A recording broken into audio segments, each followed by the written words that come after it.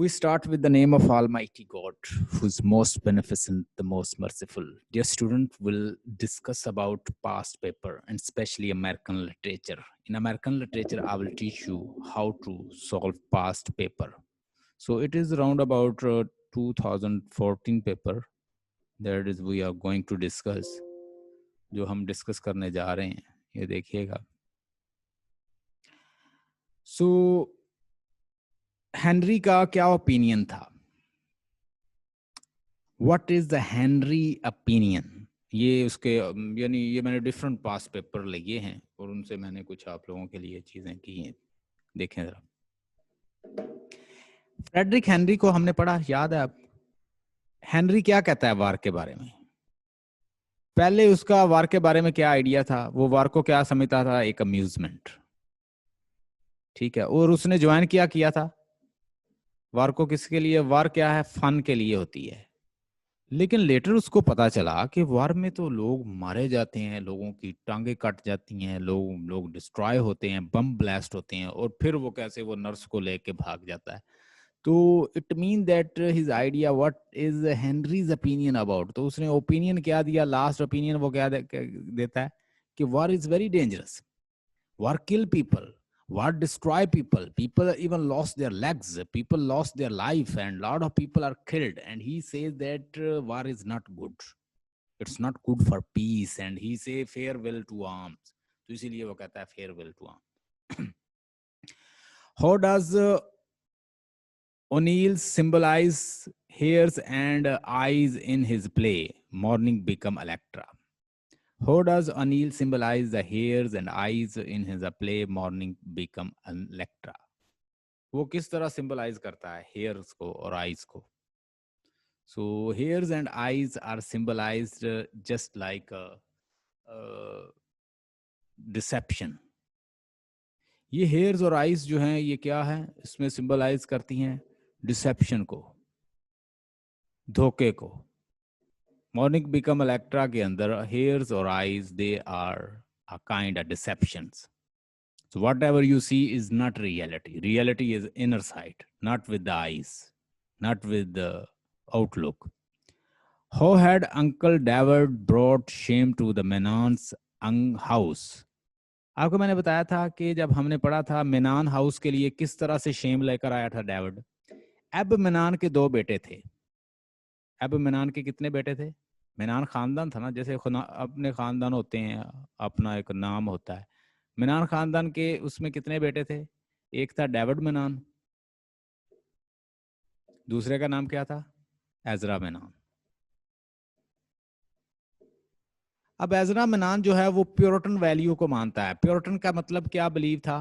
Puritan believe that we should not have just like luxurious desires. We should less eat, less sleep, and we should suppress our desires and wishes, whether it is related to sexual need or it is related to the physical need or worldly need. We should suppress them. वो एक religious खानदान था मेनान खानदान, और उसके अंदर ये था कि जितनी भी आपकी डिजायर हैं, विशेस हैं, लस्ट से रिलेटेड ख्वाहिशात हैं, उन सबको आपने दबाना है. वो इतना दबाते हैं कि वो जहनी मरीज बन जाते हैं. वो किस में चले जाते हैं? ट्रॉमा में चले जाते हैं. इवन कि वो अपने ही खानदान के लोगों की तरफ क्या सेक्सुअली इंक्लाइन हो जाते हैं. उनके अंदर आ जाता है इडिपस और इलेक्ट्रा कम्प्लेक्स. क्या आ जाता है? इडिपस और इलेक्ट्रा कम्प्लेक्स उस खानदान के अंदर आ गया है. यानी बेटा जो है वो किसकी तरफ अट्रैक्टेड है?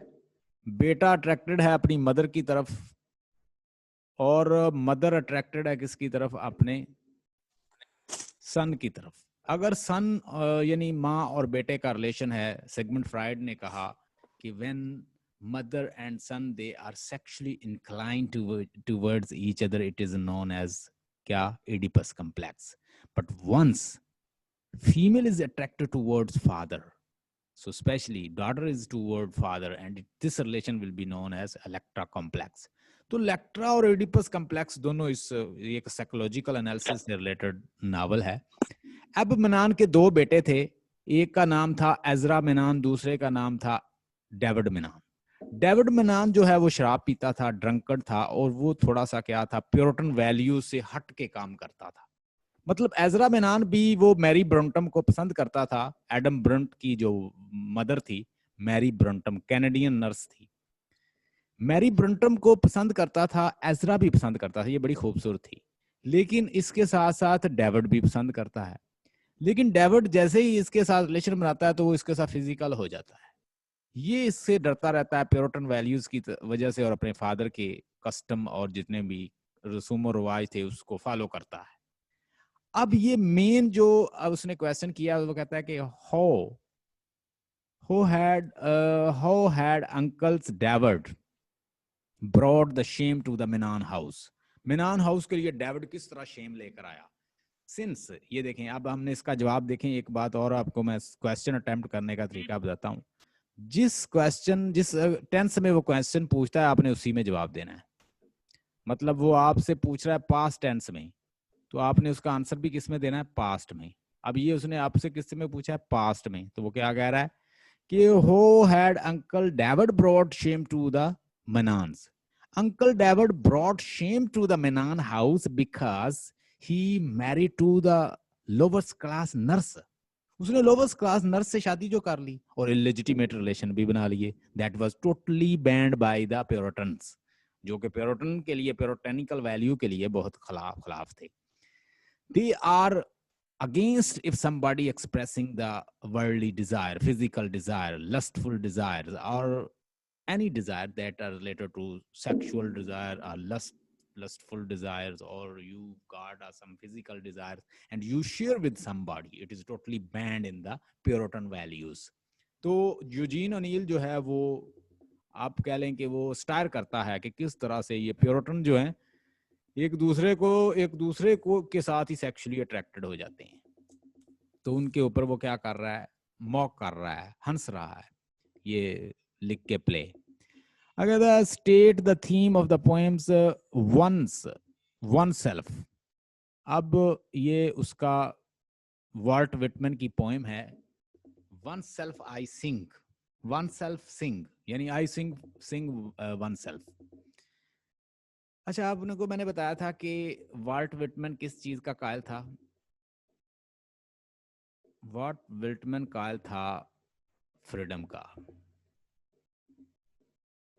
वाल्ट विटमैन कायल था डेमोक्रेसी का। वाल्ट विटमैन कायल था इंडिविजुअलिज्म का, इंडिविजुअल वैल्यू का।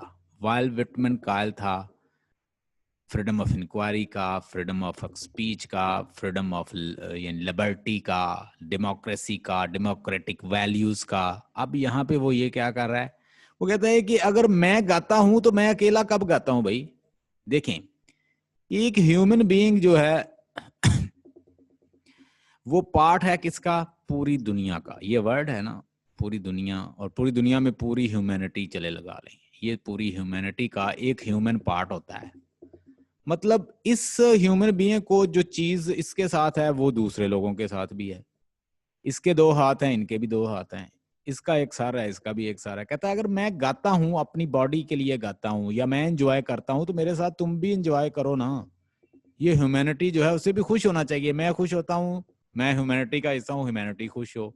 मैं कहता है कि बुरा फील करता हूँ तो ह्यूमैनिटी भी बुरा फील करे, क्योंकि मैं ह्यूमैनिटी का हिस्सा हूँ भाई। इसी से रिलेटेड मैंने एक दफा आपको बताया था, जॉन डन की एक पोएम है for whom the bell toll, इस तरह की कोई पोएम है उसकी कि अगर एक इंसान की डेथ होती है, किसी के लिए चर्च में बेल बजाई जाती है जिसकी डेथ होती है, तो वो ये समझे कि इंसान कि उसमें हम भी थोड़े से मारे गए हैं साथ, क्योंकि हम ह्यूमैनिटी का हिस्सा हैं। ये वही बात करता है। So name the parents of the जो ट्रेस। अब कौन बताएगा? ये मैंने अगले दिन बताया कि जो ट्रेस के पेरेंट्स का नाम क्या था। जो ट्रेस के ऊपर मैंने रिसेंटली आपको लेक्चर दिया है, समरी बताई है पूरी जैज की। आपने जैज पढ़ा ना? जैज की मैंने समरी बताई थी। आप मुझे आप बताएं कि जो ट्रेस के पेरेंट्स का नाम क्या था? मैंने आपको लेकर गया था, मैं आपको फिर बताता हूं इसको। वीरा ल्यूस ग्रे जो थी, वीरा ल्यूस ग्रे, ये बेटी थी किसकी? वर्ड्सवर्थ, कॉलोनल वर्ड्सवर्थ ग्रे की। ये एक वाइट वुमन थी, बड़ी खूबसूरत थी, और इसके घर काम करता था हेनरी लेस्ट्रॉय। देखें वो कैसे स्ट्रीम ऑफ कॉन्शियसनेस में ले जाती है। हेनरी लेस्ट्रॉय, हेनरी लेस्ट्रॉय ब्लैक है और ये इसके घर काम करता था। ये इसके साथ बना लेता है इलिजिटिमेट रिलेशन, यानी ये इस ब्लैक से मुतासर हो जाती है।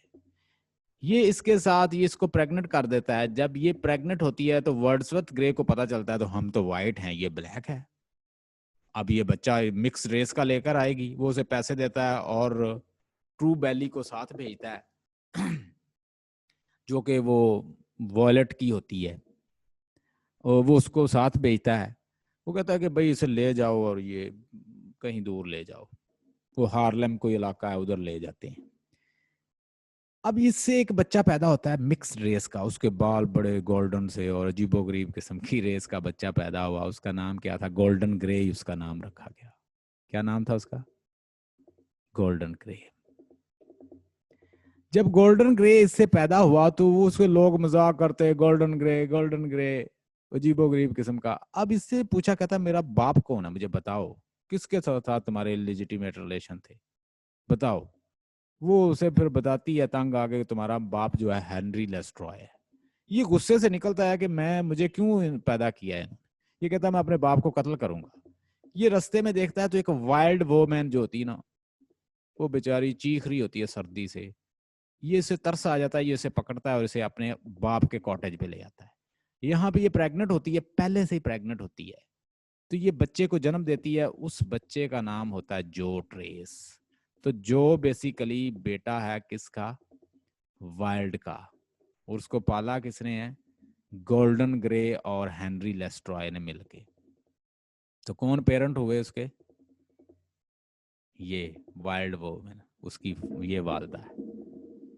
I hope you got the point. ये थोड़ा सा देखिए ना कैरेक्टर को कैसे पीछे ले जाती है। टोनी मॉरिसन, टोनी मॉरिसन बड़ी जबरदस्त राइटर थी। टोनी मॉरिसन, लेक्चर सुनना है इसके ऊपर तो यूट्यूब पे चले जाएं, लिखें टोनी मॉरिसन सर्राना और सुन लीजिए। ये हो गए शॉर्ट क्वेश्चन। उसके बाद g discuss the thematic and the symbolic, ये क्वेश्चन आया हुआ है। ये सारे हमने डिस्कस कर लिए शॉर्ट क्वेश्चन। ठीक है, हमने डिस्कस किया कि Henrys opinion about the war. पहले वो वार को एक मजाक समझता, अम्यूजमेंट समझता है, बट लेटर ही realise that it is very dangerous because lot of people are died in the war. आपने दो दो लाइन का क्वेश्चन आंसर करना है। हमने डिस्कस किया morning become Electra. Morning become Electra में हमने देखा कि डेविड मेनान के बारे में वो आपसे पूछ रहा है। कहता है कि हाउ हैड अंकल डेविड मेनान, जिस टेंस में वो आपसे क्वेश्चन पूछता है आपने उसी में जवाब देना है। ये इसलिए शॉर्ट क्वेश्चन रॉन्ग होते हैं कि वो टेंस कोई और होता है, आप किसी और में जवाब दे रहे होते हैं। तो वो आपसे ये देखें माजी में, पास्ट में पूछ रहा है, पास्ट परफेक्ट उसने लगाया। ठीक है, तो आप यहाँ इसी पास्ट में ही जवाब देंगे। हम देंगे कि he brought shame to the Menon house because he set up illegitimate relation with Mary Brontë and got her pregnant, और उसको pregnant कर दिया। And that was a very shameful for the Menon house because since they were Puritans and they do not like it, somebody do such kind of activity. वो Puritan थे, वो less eat, less physical desire, less sexual desire, और suppress करना, repression करना, ये तो उनके मजहब में शामिल था। Discuss the thematic and symbolic significance of the jazz music in the. अब जैज जो म्यूजिक है ये किसकी अलामत है? ये बेसिकली एक आइडेंटिफिकेशन की अलामत है। जैज जो है ना, ये म्यूजिक है किनका? कालों का। काले लोग जो हैं उनको कोई आइडेंटिफिकेशन नहीं दी गई थी। आपको मैंने बताया था कि ब्लैक जो थे ये कहां से लाए गए थे? अफ्रीका में, अमेरिका के अंदर। जब इन्होंने अफ्रीका और दीगर कंट्री के ऊपर कब्जा किया हुआ था तो ये मेहनती बड़े लोग थे, ये जानवरों की तरह काम करते थे। ये जहाज भर के लाते अमेरिका के अंदर और वहां पे इंडस्ट्री लगा रहे थे।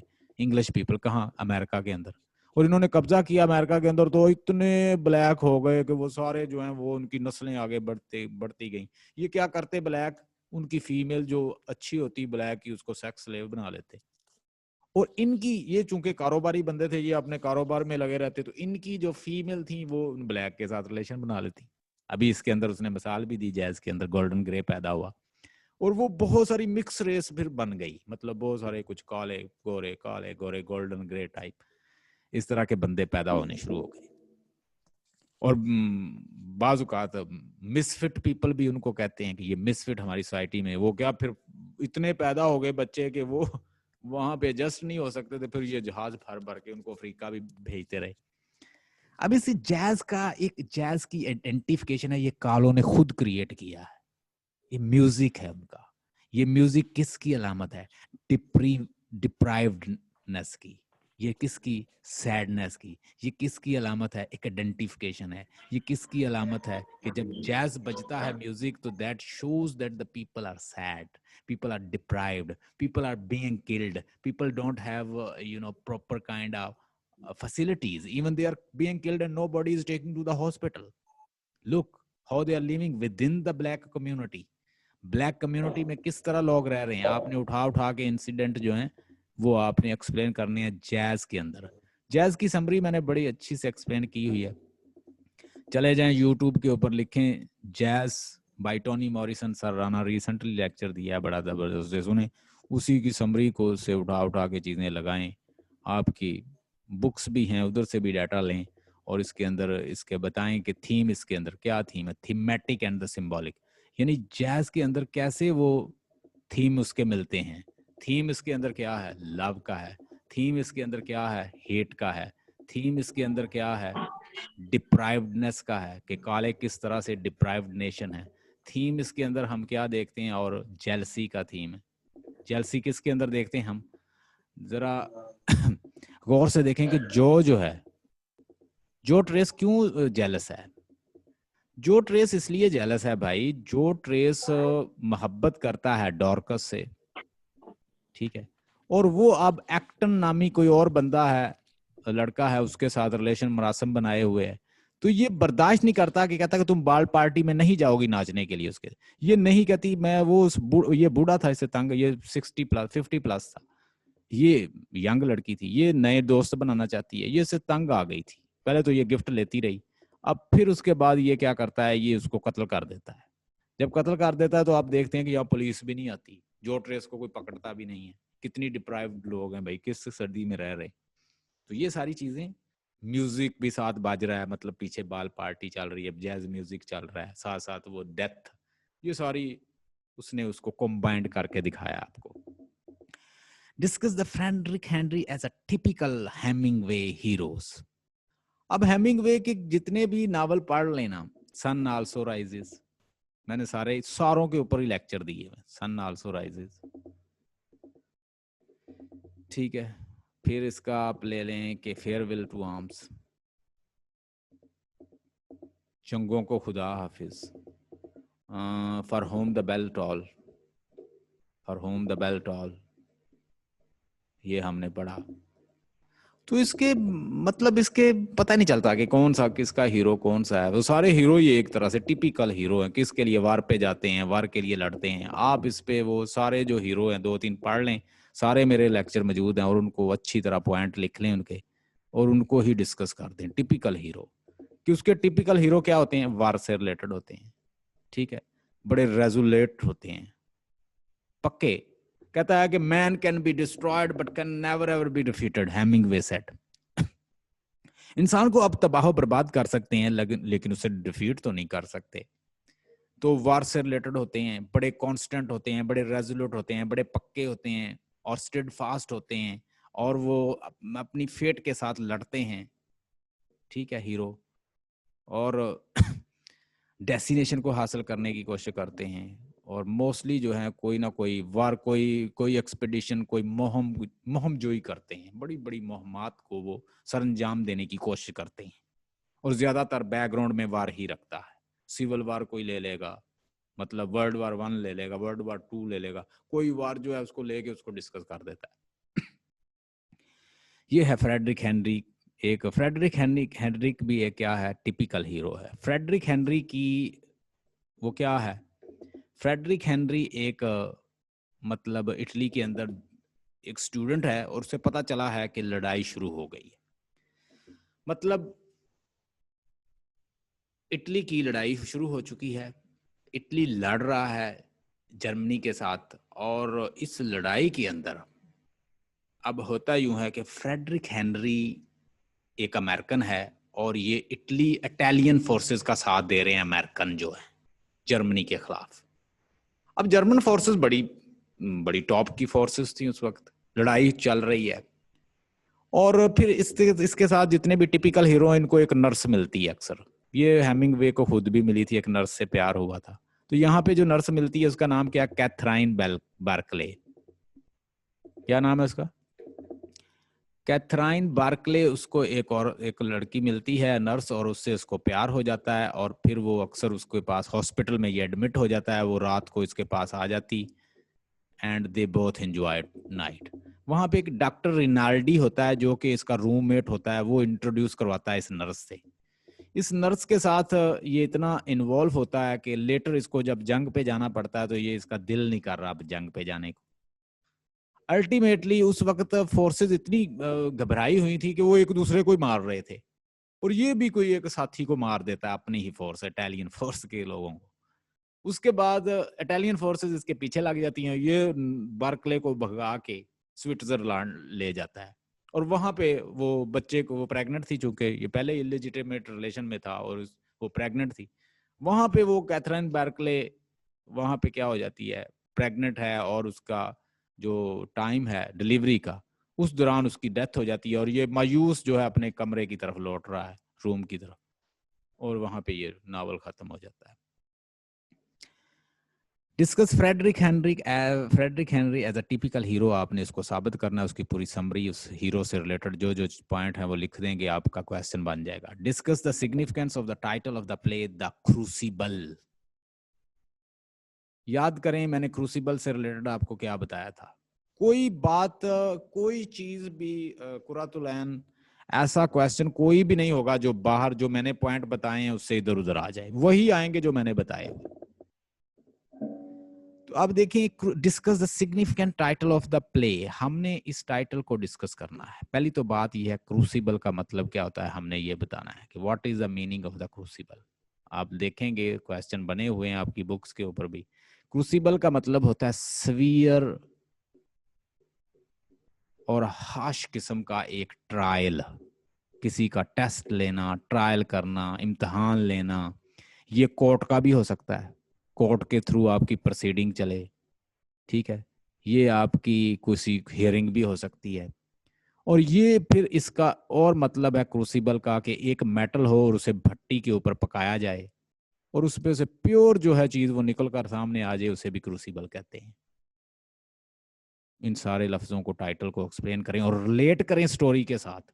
जॉन प्रॉक्टर को डिस्कस करें। जॉन प्रॉक्टर एक किस तरह प्योर बनता है जब वो इस ट्रायल से गुजरता है। पहले तो क्या इलिजिटिमेट रिलेशन में था, फिजिकल रिलेशन में था एबिगेल के साथ। एबिगेल से जान छुड़ाना चाहता है, बच्चों का सोचना चाहता है, लेकिन वो जान नहीं छोड़ती, और अल्टीमेटली एक वो क्रूसिबल में पड़ जाता है।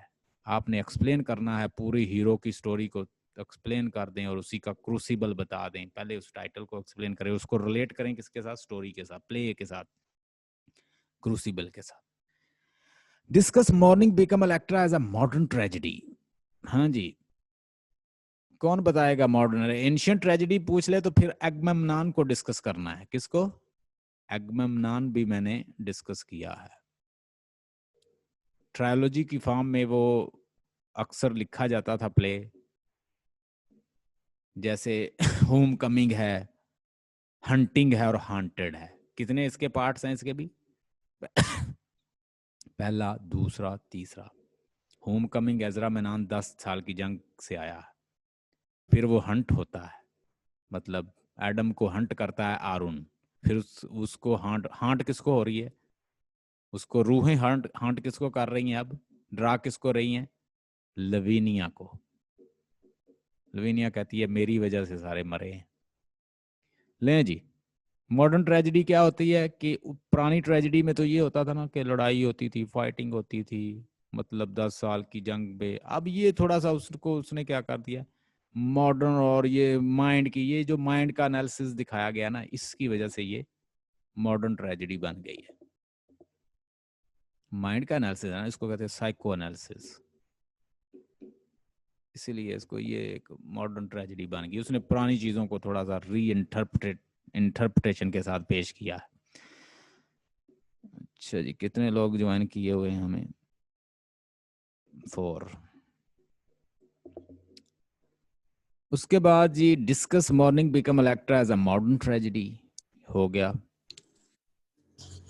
What are the various features of the Walt Whitman's poetry? Illustrate with reference to the poems you have read. ये भी हमने क्वेश्चन किया था। वाल्ट विटमैन की पोइट्री की जो इम्पोर्टेंट जो उसके फीचर हैं क्या है जी? पहली तो बात ये है कि वो बात करता है ट्रांसेंडेंटलिज्म की, ठीक है, वो बात करता है डेमोक्रेसी की अपनी पोइट्री के अंदर, वो बात करता है डेमोक्रेसी किसमें, हर चीज में होनी चाहिए, इवन के पोइट्री में भी होनी चाहिए। वो बात करता है आजादी की, लिबर्टी की, तो वो फ्री वर्स में लिखता है, वो भी लिबर्टी है उसकी। वो बात करता है किसकी, इंडिविजुअलिज्म की, तो वो इंडिविजुअल, वो कहता है ना आई सिंग माई सेल्फ, तो वो जैसे उसकी पोएम लीव ऑफ ग्रास, उसकी जो कलेक्शन है। तो ये सारी चीजें जो हमने बड़ी डिटेल डिस्कस की हुई हैं, आपको पता है, लेक्चर सुन लीजिएगा। Right a critical appreciation is one of the following poems. हाँ जी, एक किसी एक की आप क्रिटिकल एप्रिसिएशन, मेंडिंग वॉल याद करें, मैंने आपको करवाई थी। मेलोडिक ट्रेन में याद करें, मैंने कैसे आपको एक एक पॉइंट उसका बताया था, एक एक लाइन मैंने इसकी ट्रांसलेट की हुई है। अच्छा, मेंडिंग वॉल मैंने क्या बताया था, एक बंदा है, दो बंदे हैं, एक ओल्ड मैन है और एक यंग मैन है, और दोनों ने मतलब उनके एक का गार्डन है और एक की कोई क्रॉप्स है। अब ये जो यंग मैन है और एक ओल्ड मैन डॉगमेटिक है, मेंडिंग वॉल। मौसम खराब होता है, अक्सर जो दीवार ये आपस में बनाते हैं वो मौसम जो है वो गिरा देता है, नेचर गिरा देती है। अब यहाँ पे राइटर हमारा रॉबर्ट फ्रॉस्ट हमें ये बताता है कि भाई नेचर नहीं पसंद करती कि इंसानों के दरमियान दीवारें हों, ये इंटरनेशनल बॉर्डर जो है खत्म हो जाने चाहिए, ये दीवारें जो है खत्म हो जानी चाहिए, सारी ह्यूमैनिटी को एक हो जाना चाहिए। मॉडर्न जो बंदा है वो पोएट की आवाज है, ये पोएट का जो यानी यंग मैन है, ये माउथ पीस है हमारे पोएट का। वो कहता है भाई ये दीवारें गिरा दें, इंसानों के दरमियान दीवारें नहीं होनी चाहिए, लेकिन ये कहता है कि good walls make good neighbour. अगर भाई अच्छी दीवारें होंगी तो अच्छे नेबर की निशानी है, मेरे बड़ों ने मुझे बताया है। अब यहाँ पे आप जितना मर्जी इसको इंटरप्रेट कर लें, इसकी क्रिटिकल एप्रिसिएशन करते जाएं जितना मर्जी कर लें। मैंने आपको उसका ओवरऑल बता दिया है कि इसमें वो कहना क्या चाह रहा है कि good walls make good neighbour. तो ये क्या वो आपको मॉडर्न मैसेज दे रहा है, भाई ये दीवारें खत्म होनी चाहिए, हर बंदे के दरमियान में दीवार है। भाई घर में 50 बंदे, घर में 10 बंदे हैं तो 10 बंदों के पास अलग मोबाइल है, दीवार तो आई हुई है, वो एक दूसरे से बात ही नहीं करते, उनके पास टाइम नहीं है, दीवारें गिरा देनी चाहिए। इसको आप जहां मर्जी में इम्प्लीमेंट कर लें। वो एक चीज लेता है उसको जर्नलाइज कर देता है, यानी एक चीज को लेके ओवरऑल उस पूरी चीज पे जनरलाइज का, और लेकिन फिक्स कोई आपको वो डॉगमेटिक नहीं है, वो कोई डिडक्टिक नहीं है कि आपको कहे कि ये मेथड इससे ये निकाले मीनिंग आप जितने मर्जी निकाल लें। बड़ा फिलोसॉफिकल पोएट है रॉबर्ट फ्रॉस्ट, मेरा फेवरेट पोएट है। Melodic train, melodic train John Ashbery ने लिखी है। अमेरिकन पोएट मैं अक्सर कहता हूँ सारे ही बड़े विजनरी हैं। जॉन एशबेरी क्या कहता है कि जिंदगी जो है ये एक ट्रेन की मानद है, और इंसान इस पे बैठा हुआ है, और डिफरेंट जो है वो ऐसे आते जाते हैं स्टॉप, और वो लोगों को मिलता जाता है, अल्टीमेटली डेस्टिनेशन पे पहुंचता है। और जब डेस्टिनेशन पे पहुंच जाता है तो वो डेस्टिनेशन भी डेस्टिनेशन नहीं होती, वो डेस्टिनेशन नहीं होती। मतलब आप यहाँ से चलें, आपको बड़ी जल्दी होती, मैं घर पहुंच जाऊंगी, घर पहुंचती हूँ तो घर पहुंच के भी सुकून नहीं मिलता, तो मतलब डेस्टिनेशन तो फिर डेस्टिनेशन ना हुई। तो इसी तरह कहता है उसने मॉडर्न मैन की प्रॉब्लम बताई है, कैसे इंसान पिसा टावर की तरह झुका हुआ है। आपने पिसा टावर देखा हो, इटली के शहर पिसा में एक टावर बना हुआ है, ऐसे ऐसे झुका हुआ है, ठीक है, ऐसे। मैंने उसकी पिक्चर भी एक दिन सेंड की। अब ये जो झुका हुआ शहर है, ये उसने ह्यूमन विशेस को बताया है, इंसान भी अपनी ख्वाहिशों की तरफ ऐसे झुका हुआ। फिर उसने फोटो म्यूरल और फिर आपको वो यानी ट्रेन जो है वो पेंसिल नुमा है, ठीक है, एक पैमाने के ऊपर जैसे हम लाइन लगाते हैं वैसे ट्रेन चल रही है और जिपर की तरह है। ये सारी इमेजेस हैं। एक जिपर जो ऐसे जिप होती है ना, ऐसे जिप जो ऐसे खुलती जाती है और क्रॉस से बंद हो जाती, पीछे से हम पीछे से यहाँ खींचते हैं, यहाँ से बंद होती जाती है ऐसे। तो बिल्कुल इसी तरह जिपर की मानद है हमारी ट्रेन, बबोले निकल रहे हैं उसके अंदर से। ये सारी इमेजेस तो हैं। हमारा पोएट यूज करता है सिंबलिज्म को, यूज करता है किसको, इमेजिज्म को, यूज करता है किसको, सुरेलिज्म को, यूज करता है डाडाइज्म को, यूज करता है मॉडर्निज्म को, यूज करता है पोस्ट मॉडर्निज्म को। ये है जॉन एशबेरी की पोइट्री का खासा। और मिला देता है रियलिज्म और आइडियलिज्म दोनों को। ये जितने भी इज्म है ना, ये निकले हुए इसी से हैं, रियलिज्म और आइडियलिज्म से। Hope you got a lot of knowledge, especially related to American literature. Stay blessed and have a nice time. And tomorrow we'll come up with another, kind of paper. कल हम किसी और paper को discuss कर लेंगे और इसी तरह हम डिस्कस करते जाएंगे और आपकी तैयारी हो जाएगी। Stay blessed and have a nice time.